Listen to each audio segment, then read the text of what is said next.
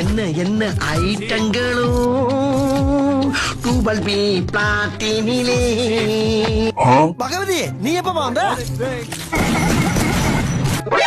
உனக்கு ஒண்ணு நான் இறங்கி வருவேன்டா.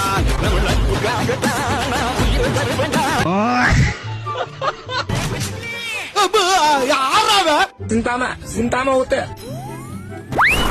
என்னண்ணே நல்லா இருக்கீங்களா?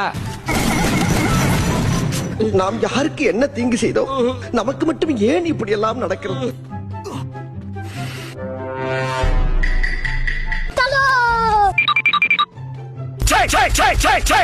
உனக்கு சுடவே தெரியல.